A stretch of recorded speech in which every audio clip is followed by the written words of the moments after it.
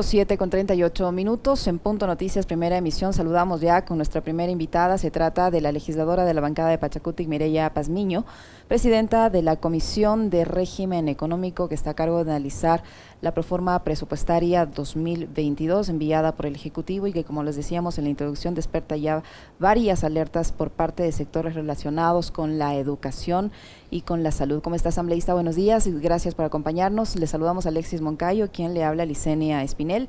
Antes de entrar en materia de proforma presupuestaria, yo sí quisiera pedirle su comentario respecto a la decisión que ha tomado el Consejo Administrativo de la Legislatura de no dejar que sea su comisión la que se encargue de analizar, de revisar el contenido de esta propuesta de desarrollo económico con el carácter urgente que reforma 20 cuerpos legales y que ha sido enviada a la otra comisión que tiene, digámoslo, de forma frontal, mayoría oficialista.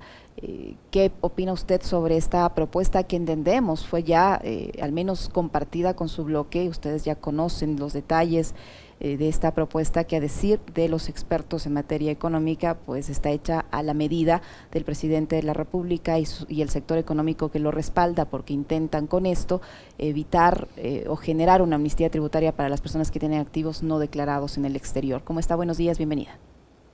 Buenos días a todos quienes nos están escuchando. Un saludo especial a todos los ecuatorianos. Muchas gracias, Alexis, por esta invitación. Para mí es indignante, es una vergüenza cómo actuaron los miembros del CAL de no obedecer a la ley, hacer caso omiso a lo que dice la ley. Claramente está que todo lo que se trata de materia tributaria debería ir a la Comisión de Régimen Económico.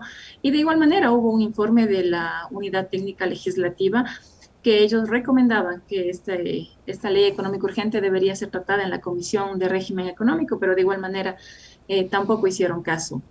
No sé cuál es la excusa que ellos pongan al desobedecer lo que dice la ley y lo que dice la Constitución. Además, se están arriesgando porque cuando hay alguna falla de forma, usted puede poner una inconstitucionalidad a cualquier proyecto de ley que se presente. Bueno, aparte, nosotros estamos revisando en la bancada de Pachacuti este proyecto de ley. Algunos de los compañeros han manifestado que es un proyecto que afecta bastante a los bolsillos de la clase media. Vamos directamente a la clase media. De igual manera, no es nada, como le digo, retrospectiva, no es amplia. Esto va, es como en una línea recta. No ayuda o sea, no ayuda a la reactivación económica. Lo que va a ayudar más es a la evasión tributaria. Nosotros decimos que eso debe ser de manera progresiva, ¿no es cierto? El que menos tiene, menos paga, el que más tiene, más paga. Pero tampoco le hemos visto justificada de esa manera este proyecto de ley. Los empresarios eh, van a tener que cancelar los tributos, pero siempre nos van a poner ajustes a los consumidores. Ellos no van a salir perdiendo y más aquí los que van a salir perdiendo también es la clase que no tiene, que con las justas cumplen la mitad de la canasta básica. Entonces, no es algo equitativo y tampoco no está ayudando esto a la reactivación económica como todos los ecuatorianos queremos, ¿no? Entonces, ese es el sentir y el pensar de la bancada de Pachacuti y también mi posición como presidenta de la Comisión de Régimen Económico en cuanto a que ese proyecto de ley sea tratado en otra comisión y no en la que la ley lo dice y la recomendación de la Unidad Técnica Legislativa. ¿Cómo está, asambleísta? Qué gusto saludarle. Buenos días. ¿Usted fue parte de la delegación de Pachacuti que se reunió en días pasados con el presidente Lasso y con el gobierno? No, ¿No? yo no estuve en esa reunión, fueron 9 compañeros allá de esa reunión. Ya, y usted, no sé, le pregunto esto porque digo, a mí también me sorprendió que en una suerte de contradicción envíen la proforma a su comisión y los temas tributarios a la de desarrollo económico cuando tenía que haber sido todo lo contrario. Pero usted, digamos, presume, cree quizás o algo le hace pensar, porque a mí sí me hace creer eso, que en esa reunión y en las conversaciones previas que habría mantenido la ministra Vela y el propio presidente Lasso y el gobierno con la gente de la IDE, capaz que llegaron a este acuerdo, ¿no? De que el CAL califique de esta manera para poder destrabar el trámite de estos dos paquetes legales que llegaron, ¿no? Bueno, realmente eso es un suspenso, no sabemos hasta ahora cuáles son los acuerdos. que Ujú. llegaron 5 horas de conversación. Hemos pedido al coordinador nacional de Pachacuti que informe a la bancada cuál es el acuerdo, cuál fue el diálogo, cuál fue el tema a tratar, pero no nos ha comunicado absolutamente nada. Nos han dicho que en un próximo consejo político nos va a participar de todo lo que se habló, pero hasta el día de hoy no sabemos, entonces mal sería de mí anticiparme, ¿no? A cuáles fueron los acuerdos que hubieron ahí en esa conversación. Déjeme decir que esto también claramente parece que la IDE sí está con un acuerdo o comprometido con el gobierno, porque hemos visto, siempre está votando en todo lo que diga el gobierno, incluso cuando se presentó el presupuesto, Ujú. con todas las observaciones. Ellos también enviaron observaciones, recogí todo eso y luego se hizo la moción en el Pleno de la Asamblea, pero también ellos no votaron a favor que se observe la proforma, ellos votaron con el gobierno. Ahora, para lo que es la vicepresidenta, ellos pidieron que se cumpla el acuerdo que hay entre Pachacuti y la ID. Entonces, lo que yo les dije es, no podemos votar por una persona que no está comprometido con el pueblo, no vota de acuerdo a lo que todos, o cumpliendo con la ley, y está votando simplemente porque el gobierno dice levanten la mano y está levantando la mano, pero no hicieron caso omiso, dijeron que hay que cumplir esos compromisos. Solo 3 compañeros nos abstuvimos de votar por la vicepresidenta y aquí tenemos los resultados. Creo que no nos hemos equivocado esos 3 compañeros. Claramente la chica se ha ido por encima de todo y están en favor del gobierno, pero Ujú. yo creo que el gobierno también se equivocó en esta ocasión. La comisión en la que se debe debatir es una comisión técnica, una comisión conformada por toda clase de los asambleístas y después en el pleno, o sea, vamos a tener aportes, todos iban a aportar, de todas las bancadas aportar, reformar ese Ujú. proyecto de ley, retirar algunos artículos que no parece conveniente para el pueblo, insertar otros artículos de igual manera y debatirlas, porque hay de todas las bancadas y bancadas que deciden en el pleno de la Asamblea Nacional. Entonces, pero el gobierno ha decidido que se envíe a la Comisión de Desarrollo Económico, tiene todos los asambleístas a favor de él, una ley que no va a ser debatida y por ende yo creo que los asambleístas no van a votar por una ley que no ha sido debatida, que no ha sido escuchada o ¿cómo le digo? Con todos los aportes, ¿no? Recogiendo los aportes de todas las bancadas. Entonces, se arriesga a que en el Pleno de la Asamblea Nacional esa ley sea rechazada. ¿Y qué cree usted que hay detrás de esta decisión del CAL, que se puede ver así como que es un pago de favores a la elección de de la segunda vicepresidenta, el haber puesto a esta comisión a tratar este tema o esta ley tan importante? ¿Qué cree que hay usted detrás de ello, asambleísta Pazmiño? Y le pregunto eso también ante la posibilidad de la nueva amenaza de la ministra de Gobierno, que dice que la muerte cruzada no es que seguirá guardadita en la Constitución, sino que todavía está sobre la mesa. Bueno, parece, no, eso también se ve que los asambleístas tienen miedo, tal vez, no sé, ¿qué les pasa a los miembros del CAL con esto de las amenazas de la muerte cruzada de parte del Ejecutivo? Nosotros en la bancada hemos dicho, si hay muerte cruzada, pues tendremos que aceptar la muerte cruzada, ¿no? El gobierno no quiere democracia, no quiere que se debata, simplemente quiere unos alzamanos y vendidos al gobierno. Eso nosotros rechazamos absolutamente. Y si hay muerte cruzada, que venga la muerte cruzada. Pero yo creo que detrás de esto, aparte de ese temor o algo que tengan los asambleístas, parece que hay compromisos debajo de la mesa. Se ve claramente y se evidencia. Nosotros hemos visto que unos días antes de que se envíe ese proyecto de ley, el presidente de esa comisión fue donde el gobierno a conversar. El O sea, señor ya estuvieron Novoa, conversando. Novoa Sin. Ujú, señor. Exactamente, pero yo creo, si el presidente va a presentar un proyecto de ley, debe socializar con todos los sectores, sectores agrícolas, sectores empresarial, industrial, productores, microempresarios, escuchar a la ciudadanía. Lo primero que hace un proyecto de ley que se va a presentar a la Asamblea es socializar para tener ese respaldo de la ciudadanía, Pero acá para tengo tener esa entendido que lo hizo con aceptación. Pachacutic y con Izquierda Democrática. ¿Usted les llegó el proyecto antes o no? Nos enviaron un proyecto de ley, sí, pero solamente para los asambleístas, es lo que yo le estoy diciendo, pero socializar con los empresarios, con los microempresarios, con los emprendedores, con los profesionales. Yo no he escuchado en ningún momento, yo he preguntado también, el otro día me invitaron a un foro de economistas y ellos también manifiestan que no fueron invitados para participar, para aportar.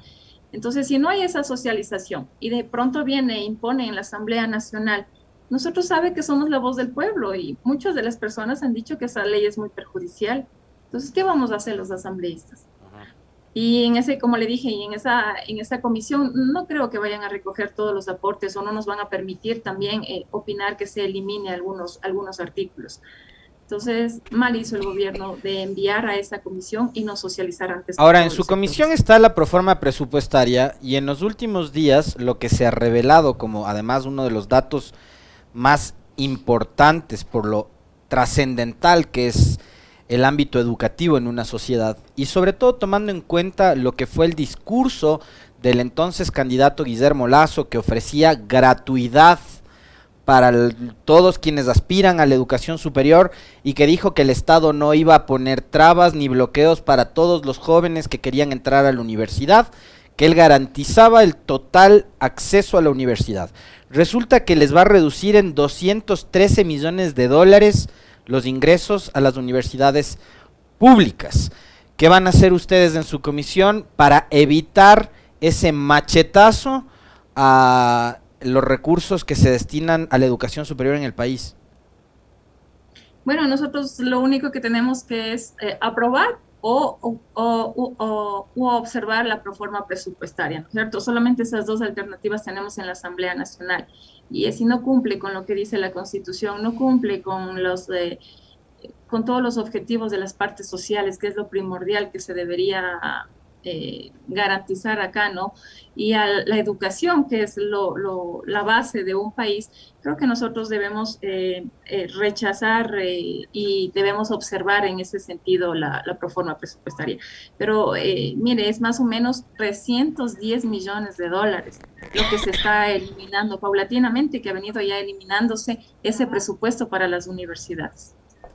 Lo propio pasa, asambleísta Pazmiño, con los recursos que se van a destinar a salud. En una comparación de la proforma presupuestaria del 2021 con la del 2022, el presupuesto en salud también disminuye y disminuye de manera muy considerable en 291 millones de dólares.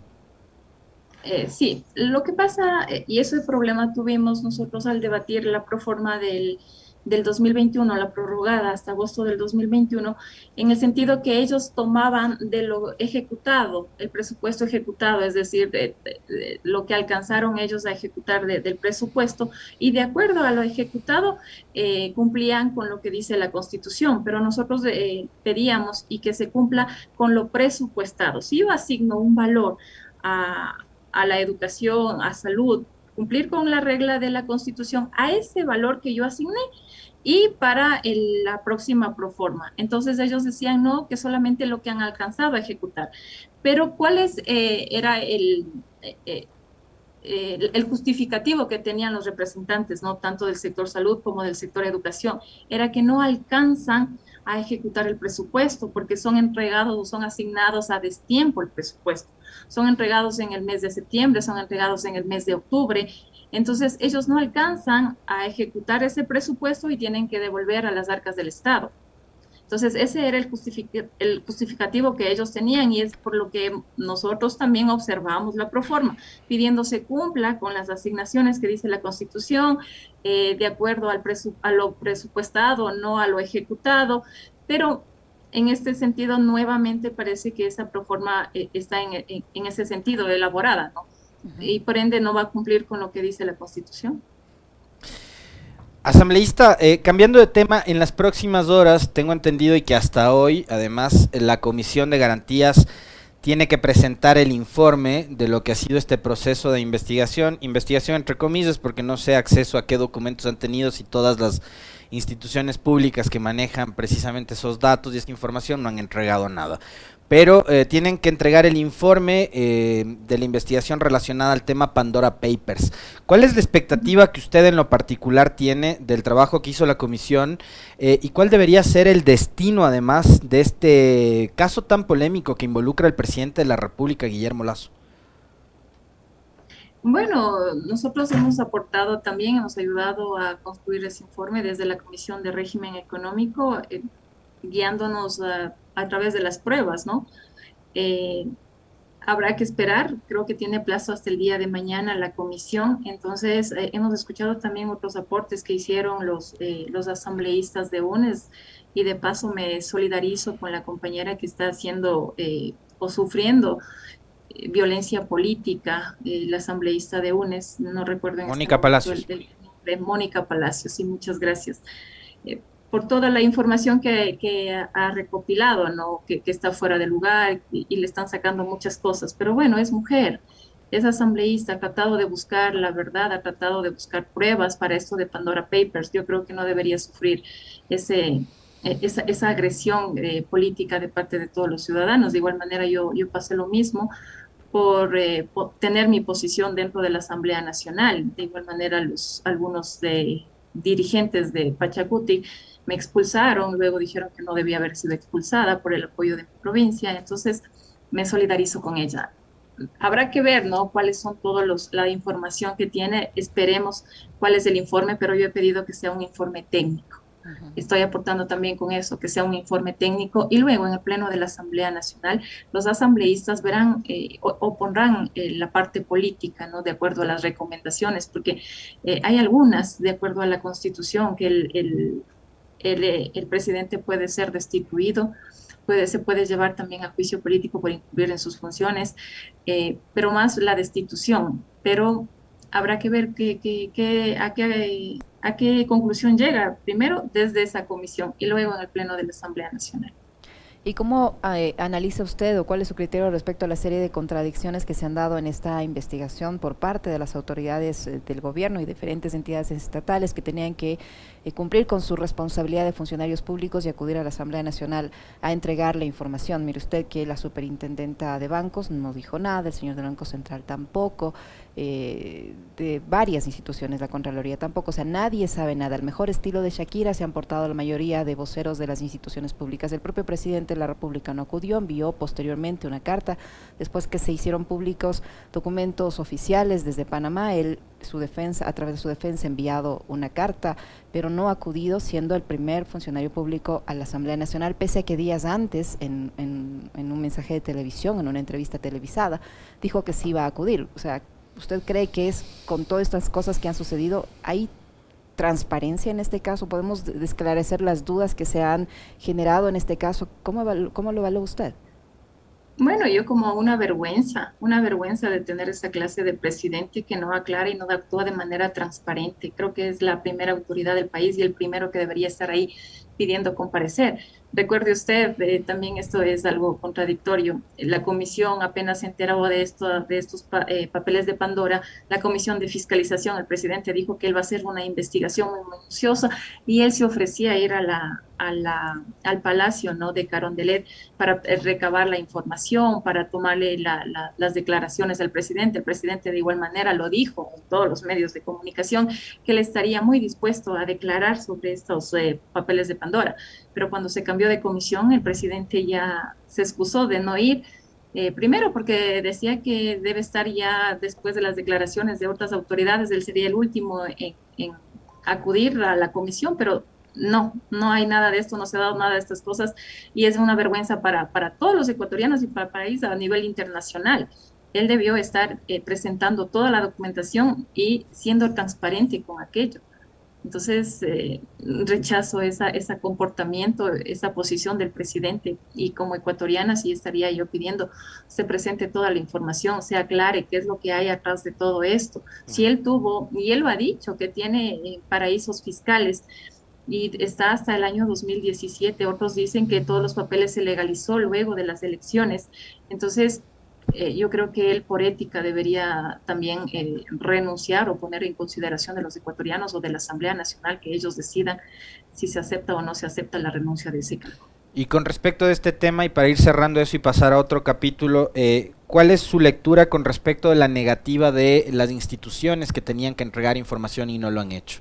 O sea, hay una suerte como de espíritu de cuerpo alrededor del presidente y del gobierno para protegerlo, para cuidarlo, cuando más bien lo que deberían estar velando es por los grandes intereses nacionales, ¿no? Superintendentes, Contraloría, etcétera. No, eso es lo que siempre hemos rechazado, ¿no? La falta de independencia de la institucionalidad desde el Estado.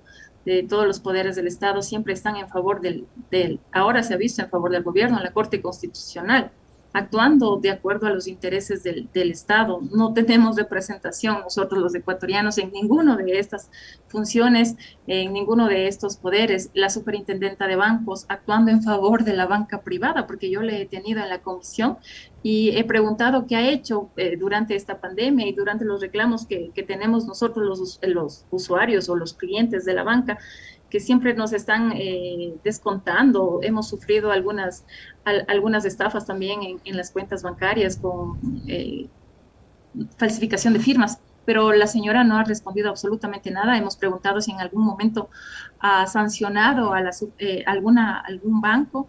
Tampoco ha sancionado a ningún banco y pese a todo lo que los ecuatorianos se quejan. Entonces, eso es algo muy preocupante. A este banco que no se le cae el sistema cada semana, ¿no? Claro, también tuvimos la comparecencia y la señora no hizo absolutamente nada. Entonces, es la falta que tenemos acá en el Ecuador, la independencia de las funciones, independencia de los poderes y de los funcionarios. No van de acuerdo a lo que le corresponde o a lo que dice la Constitución, sino va de acuerdo a lo que a mí me conviene de estar de solidario del gobierno para luego no sé qué favores tener. Es lamentable cómo estamos pasando. Asambleísta, usted mencionaba el caso de Mónica Palacios y se solidarizaba con ella. Lo ocurrido la noche de ayer con el asambleísta de la bancada de Creo, asambleísta oficialista, gobiernista, muy cercano a Guillermo Lasso, el señor Diego Ordóñez, quien en un tuit que después lo borró, haciendo insinuaciones por demás perversas y bastante morbosas, no diciendo que una legisladora ha pasado de un tubo a una curul. Ya se imaginará usted y todos quienes nos ven y nos escuchan lo que quiso decir Ordóñez con respecto de Mónica Palacios. ¿La Asamblea debería tomar algún tipo de acción disciplinaria en contra de este legislador de Creo? Por acá el doctor Andrés Segovia, exsecretario de la Asamblea Nacional, conocedor de la materia legislativa, del procedimiento legislativo, me comenta que esto podría ser asumido como un caso de acoso laboral con connotación sexual y sería una falta administrativa muy grave y está tipificado en el artículo 171 de la Ley Orgánica de la Función Legislativa. ¿Usted cree que en el caso del señor Ordóñez deberían actuar con la misma celeridad y severidad a través del Comité de Ética de la Asamblea como actuaron, por ejemplo, en contra de Bella Jiménez? Claro que sí, una persona o un legislativo que falta al respeto a una persona, y en este caso a una mujer, en ese sentido de acoso laboral, insinuaciones sexuales, como usted lo acaba de mencionar, debería ser sancionado con todo el rigor de la ley. Además, yo he puesto siempre en consideración que en la Asamblea Nacional, de parte de los asambleístas gobernistas, de parte de la bancada de Creo, o del BAN, como ellos lo llaman, siempre existe ese odio que emiten o emanan en la Asamblea Nacional en sus debates o en sus discursos, un odio a diferentes bancadas, ¿no? Pero peyorativos, con insultos, comenzando también desde el jefe de bancada. Fue la última vez que el señor también de una manera muy grosera les llamaba como perros a los asambleístas de UNES. Entonces ellos reclamaron ante la presidenta de la Asamblea Nacional. Es una presidenta que tampoco no hace nada, no instaura el respeto, no instaura la independencia de su función y no toma o no, hasta ahora no hemos tenido una guía de parte de la presidenta. Entonces no hizo absolutamente nada, se molestaron mucho y abandonaron el pleno de la Asamblea Nacional por este comportamiento de parte del jefe de la bancada y también por parte de la no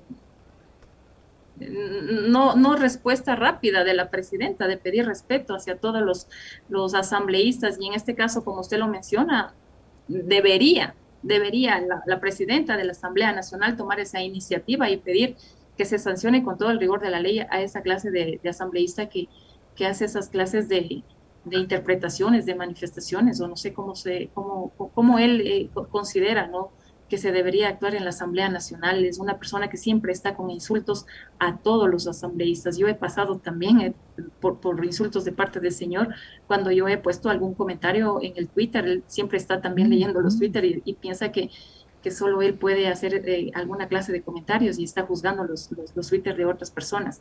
Entonces, le tengo a ese señor en la comisión.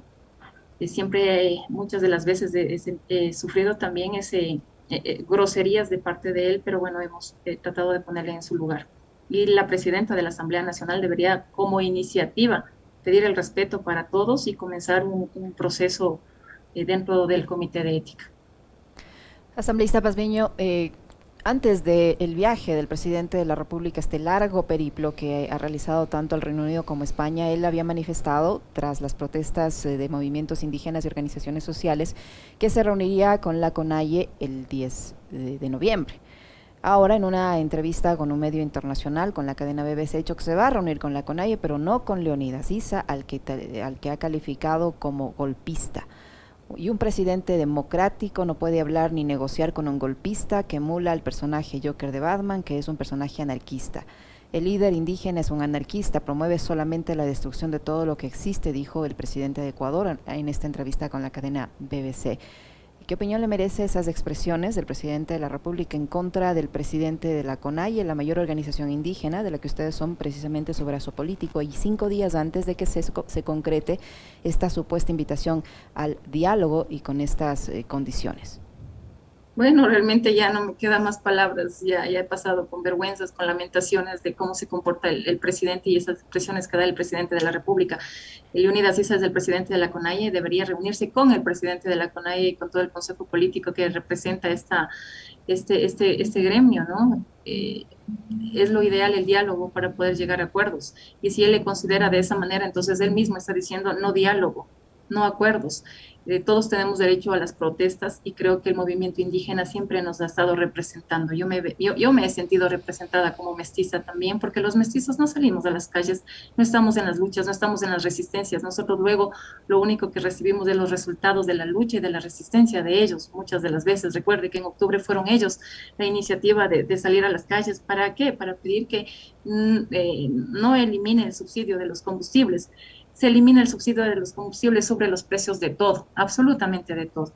Entonces, nosotros siempre hemos tenido el apoyo y el respaldo de parte de esa organización de la CONAIE, y qué pena de parte del presidente que él mismo no esté pidiendo el diálogo. Muy bien, muchísimas gracias, asambleísta, por su tiempo, por la información que nos ha proporcionado. Mireya Pazmiño, asambleísta de la bancada de Pachacutic y presidenta de la Comisión de Régimen Económico, que ha estado con nosotros. Muy amable, muchas gracias. Fuerte abrazo. A ustedes, muchas gracias. Una bonita mañana. Lo propio, muy amable.